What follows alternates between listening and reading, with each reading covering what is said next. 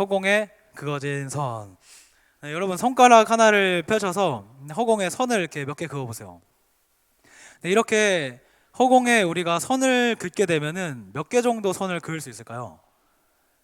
수도 없이 많은 선을 그을 수 있겠죠. 무한대, 정말 수도 없이 많은 선을 그을 수 있을 것입니다. 자, 우리가 이렇게 허공에 손가락을 사용해서 선을 그었다면 이 선은 눈에 보이지는 않아요. 하지만 부인할 수 없는 것이 한 가지 있는데, 그게 뭐냐면 우리가 선을 그었다는 그 사실 자체는 우리가 부인할 수 없는 사실이 되어버리는 거죠. 자, 마치 하나님과 우리 사이에 있는 그 약속이 이와 같습니다. 허공에 그어진 선처럼 눈에 보이지는 않지만 하나님과 우리 사이에 약속이 있다는 그 사실만큼은 이제 부인할 수가 없는 거죠. 나에게는 허공에 그어진 선들이 얼마나 많은지, 하나님과 나 사이에는 허공에 그어진 그 하나님의 그 약속들이 얼마나 많은지 우리가 한번 생각해 보기를 원해요. 자, 어떤 선은 내가 약속을 지킴으로 우리가 눈에 보여지는 선이 될 수도 있어요. 친구와의 약속, 또 부모님과의 약속, 여러 사람들과의 약속 가운데 그 약속을 지키는 가운데 눈에 보여지는 실선이 되기도 했고, 어떤 거는 약속을 해놓고 지켜지지 않으므로 여전히 허공에 떠다니는 보이지 않는 선으로 존재하는 약속들도 있습니다. 자, 지난주에 이어서 우리가 오늘도 그 족보에 기록된 말씀들을 좀 보기 원하는데요. 자, 오늘의 말씀은 하나님이 유다를 향해서 이제 그어진 그 허공에 그어진 그 선, 그 약속에 관한 말씀이에요. 자, 이 말씀을 통해서 우리가 하나님이 어떤 분이신지를 조금은 더 잘 알게 되기를 주님의 이름으로 축복합니다. 아멘. 자, 오늘 본문의 말씀을 보면 유다 지파 자손들의 이름이 이렇게 장황하게 나와요. 자손들의 이름이 쭉 기록되어 있습니다. 자, 이렇게 기록되어 있는 족보를 보면 특징을 찾아볼 수가 있는데요.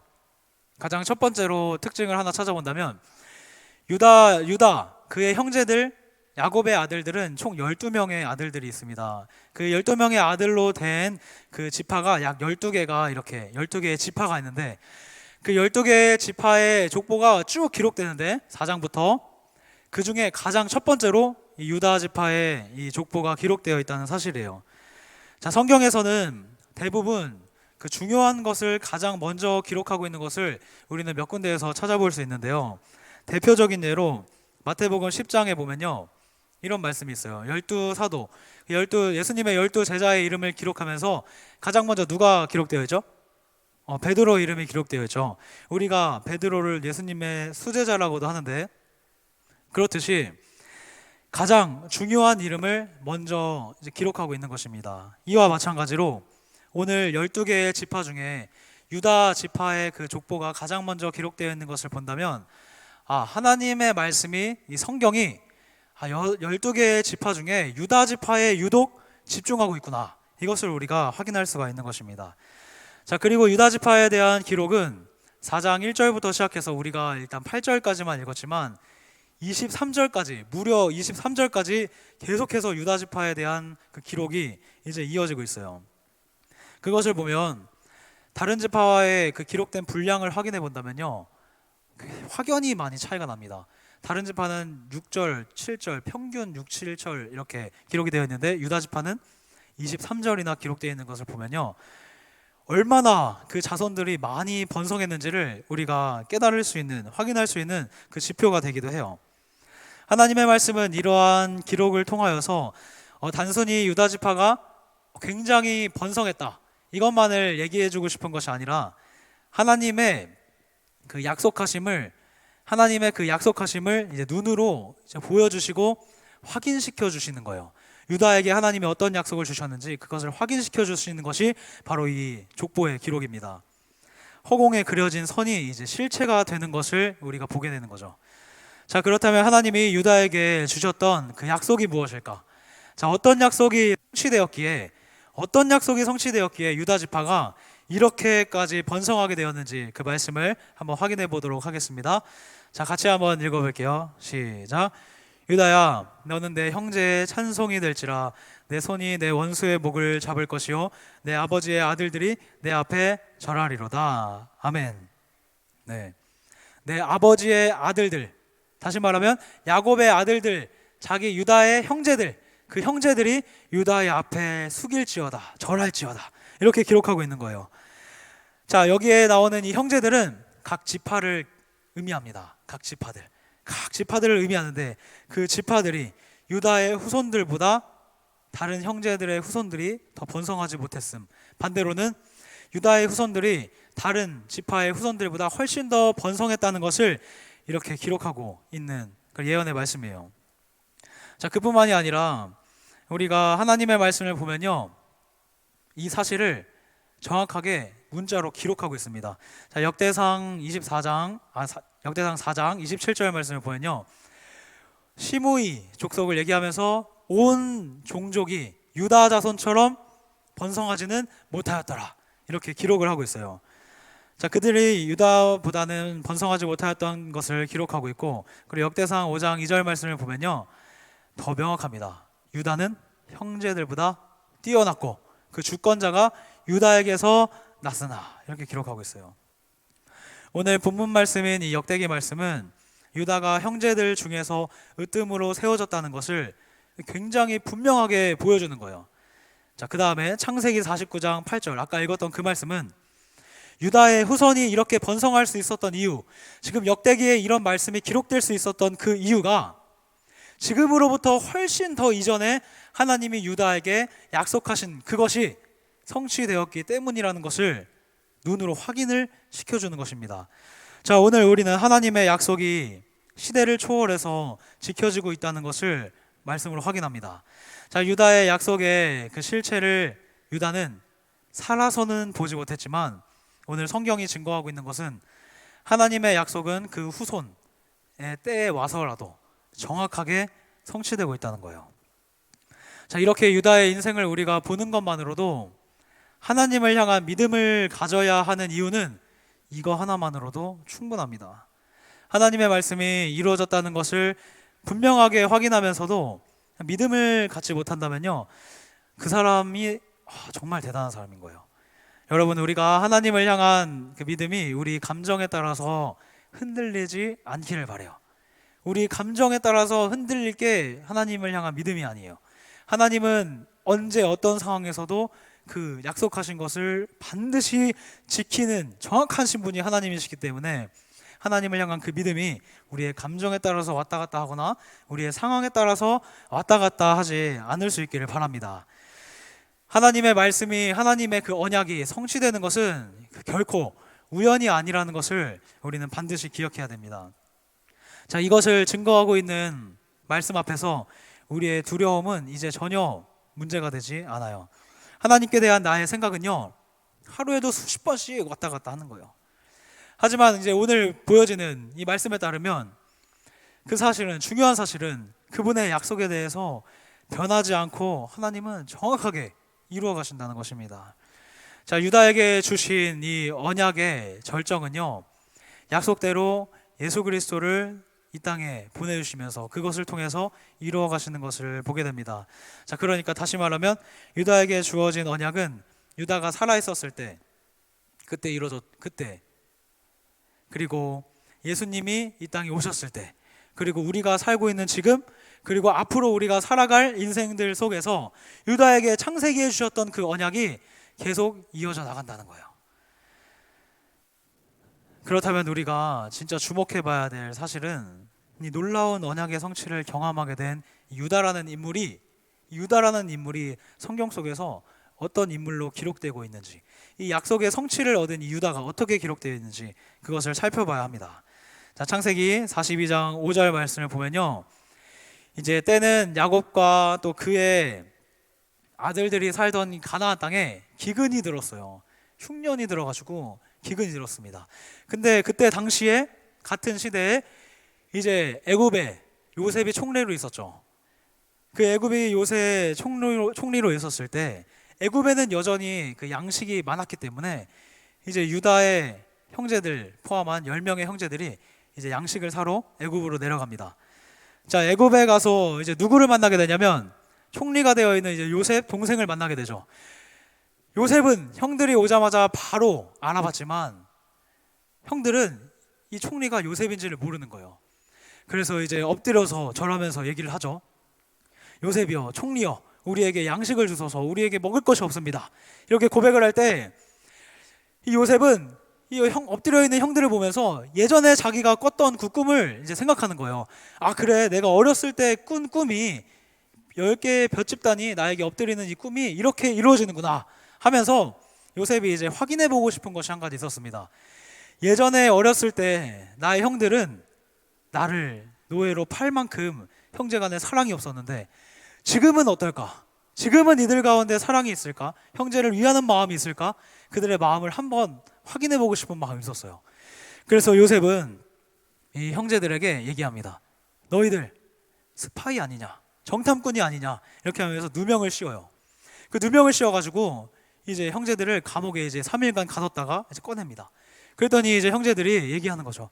아, 우리는 절대로 스파이가 아닙니다. 정탐꾼이 아닙니다. 우리는 가나안 땅에 야곱이라는 아버지를 두고 10명의 형제가 있으며 또 우리 막내 동생 베냐민이 있는 그런 가문의 사람들입니다 라면서 자기 가문에 대한 얘기를 쭉 해요. 자, 그러니까 요셉이 이제 얘기하는 거예요.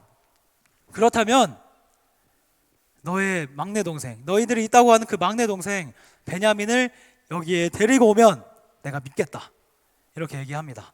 요셉은 그 막내 동생을 너무 보고 싶었어요. 그렇게 해가지고 형제들은 이제 풀려나서 집으로 가는데 곡식 자루를 열어보니 그들이 곡식 비용으로 냈던 돈도 그대로 곡식 안에 들어있는 거예요. 야, 다시 그곳으로 갈 수밖에 없는 상황이 이제 만들어진 거죠. 이제 집으로 돌아간 그들은 아버지였던 야곱에게 이런 자초지정을 다 얘기합니다. 우리가 막내 동생 베냐민을 반드시 데려가야 합니다. 데려가야만 우리가 누명을 벗을 수 있어요. 데려가야만 우리가 안전할 수 있어요. 아버지, 이 동생을 우리에게 보내주세요. 같이 갔다 올 수 있도록 허락해 주세요. 그런데 야곱은 베냐민을 너무너무 사랑했어요. 왜냐하면 자기가 정말로 사랑했던 그 아내 라헬을 통해 2명의 아들을 낳았죠. 요셉과 베냐민. 근데 요셉은 어떻게 됐어요? 어렸을 때 야곱이 알고 있고 이런 짐승에게 찢겨서 죽었다고 알고 있는 거예요. 야곱이. 그 충격이 너무나도 큰 나머지 자기가 사랑하는 아내인 라헬을 통해서 낳은 그 하나 남은 아들 베냐민만큼은 절대 보내줄 수 없다, 이렇게 완강하게 거부를 하게 됩니다. 그때 오늘 유다 지파의 그 언약을 받은 유다가 등장합니다. 자, 창세기 43장 8절부터 9절 말씀을 우리 함께 읽어보도록 할게요. 시작. 유다가 그의 아버지 이스라엘에게 이르되 저 아이를 나와 함께 보내시면 우리가 곧 가리니 그러면 우리와 아버지와 우리 어린아이들이 다 살고 죽지 아니하리라. 내가 그를 위하여 담보가 되오리니 아버지께서 내 손에서 그를 찾으소서. 내가 만일 그를 아버지께 데려다가 아버지 앞에 두지 아니하면 내가 영원히 죄를 지리이다. 아멘. 뭐라고 기록하고 있나요? 노란 글씨에 내가 그를 위하여 담보가 되오리니, 이거는 이런 뜻이에요. 제가 세빈이 핸드폰을 뭔가 빌려 쓰고 싶어요. 빌려 쓰고 싶어서 그냥 빌렸으면은 뭔가 책임감이 안 생기니까, 아, 세빈아, 내가 핸드폰 빌렸을 때 이거 마이크 대신 잠깐 맡기고 핸드폰 좀 빌려 쓸게. 그 대신에 내가 만약에 핸드폰을 제대로 돌려주지 못하면 이거는 너 거가 되는 거야. 이게 이렇게 빌리는 게 이제 담보라는 겁니다. 전당포에서도 이렇게 담보 잡힌다 이렇게 얘기하죠. 이 유다는 자기 자신, 내가 그를 위하여 담보가 되오리니, 자기 자신의 생명을 자기 동생 베냐민을 위해서 담보로 내놓겠다, 이렇게 얘기하는 거예요. 세빈아, 여기 앞에 오빠가 있는데 오빠를 위해서 내 목숨을 버릴 수 있어? 없지. 병진아, 너는 형을 위해서 너의 목숨을 버릴 수 있니? 없지. 유진아, 너는 다은이를 위해서 목숨을 버릴 수 있어? 아, 유다 같은 인물 여기 한 명 있네요. 정말 멋진 거, 정말 멋진 거예요. 정말 멋진 거. 유다가 이렇게 고백하면서, 아버지, 저희가 베냐민을 잠깐 데려갔다가 반드시 데려오겠습니다. 내 생명을 걸고서 이 베냐민을 데려오겠습니다. 이런 유다의 모습입니다. 애굽의 국무총리가 자기 동생 요셉이라는 사실을 아직 몰랐던 이 상황에서 봤을 때는 이 유다의 이 고백이 정말 엄청난 고백인 거예요. 이 엄청난 희생인 겁니다. 유다는 형제를 위해서 자신을 희생하는 것을 두려워하지 않을 만큼 그런 마음을 갖고 있었던 인물이 바로 오늘 말씀에 등장하는 유다였어요. 자, 이런 유다에 대한 야곱의 그 축복이 오늘 본문에서 드러나듯이 지파의 번성으로 성취가 된 것입니다. 자, 여기에서 우리가 조금 더 가보면요, 유다의 후손들이 그 이스라엘의 왕위를 다 차지하는 것을 알게 돼요. 유다의 후손들이 다 왕위가 되는 겁니다. 우리들의 아들, 딸들이 대대손손 대통령이 되는 거예요. 야, 이런 영광을 유다의 가문이 안게 됩니다. 그리고 특별히 그 왕 중에 어떤 왕이 나왔죠? 우리가 왕 중의 왕이라고 하는, 선한 왕이라고 하는 다윗 왕이 유다 가문에서 나오게 되는 거예요. 자, 그것을 명확하게 증거하고 있습니다. 자, 다윗의 후손은 그 모든 유다 지파를 통해서 계속해서 계보를 이어가고 진짜 왕 중의 왕이신 예수 그리스도까지 그 유다 지파, 그 유다 가문의 후손을 통해서 성취되는 것을 보게 되는 겁니다. 자, 저는 여기 있는 우리 모두가 진짜 하나님 앞에서 유다와 같이 준비되어지는 인물이 되기를 바랍니다. 이것은 우리가 유다같이 살아야 된다, 유다같이 뭔가 희생을 해야 된다, 뭔가 헌신을 해야 된다, 이런 행동을 먼저 말하는 것이 아니에요. 이것은 마음과 믿음의 문제임을 먼저 말씀드리는 거예요. 하지만 우리 안에서, 마음과 믿음 안에서 행동으로 그 헌신과 유다와 같은 희생이 나와진다면 그것은 하나님을 향한 축복의 통로가 된다는 것은 확실하다는 얘기입니다. 지금 우리에게 가져와 본다면 그 행동은 열심히 기도하는 것, 그리고 열심히 하나님의 말씀 앞에 서는 것, 그리고 전도하는 것, 교회를 세우는 많은 일들, 이것들이 되겠죠. 그렇다면 이렇게 믿음으로 신앙생활을 하는 사람하고 믿음만 갖고 있는 사람하고는 적어도 구별은 된다는 말입니다. 만약 그것이 다르지 않다면 구원의 문제에서만큼은 다르지 않을 것이에요. 우리 모두가 다 천국에는 갈 거예요. 우리 모두가 다 죽고 나면 천국에는 갈 거예요. 그런데 이왕이면 우리가 이 땅에서 유다와 같이 희생과 헌신으로 살면서 하나님의 교회를 세우면서 살아가면서 이왕이면 유다에게 주셨던 그 언약이 나에게도 성취되는 것을 목격하고 가야죠. 천국에는 다 갈 거지만 우리가 그 약속의 성취를 목격하고 가기를 바라는 것입니다. 신앙생활을 할 때 우리가 뭔가를 교회에서 섬기고 열심히 기도하고 말씀 보고 예배드리는 자리에 있는 거, 어떻게 보면 헛수고 같고 뭔가 나타나지도 않고 뭔가 나에게 유익이 되는 것 같지도 않고 이런 생각이 들 수도 있지만 하나님께서는 그거 다 기억하시고요, 반드시 그것을 결과로 주십니다. 우리 때가 아니라도 우리 자녀, 우리 후손에게 반드시 그 열매, 결과를 주시는 분이 우리 하나님이세요. 아무것도, 하나님은 절대 우리 예배를, 우리 기도를, 우리 말씀을 공짜로 받으시지 않으십니다. 그 결과를 다 준비하고 주시기를 기다리시는 거예요. 매 주일 나와서 예배드리는 것, 또 금요일 밤에 나와서 예배드리죠, 기도하죠, 말씀 보죠, 힘들죠. 이 모든 신앙생활이 다 사라져버리는 것이 아니라 다 쌓이고 있다는 것입니다. 여러분, 하나님의 말씀은요, 한마디로 표현하면 약속이에요. 자, 이 약속 안에 우리가 아직 이루어지지 않은 약속이 기다리고 있다고 했죠. 예수 그리스도께서 다시 오시는 것.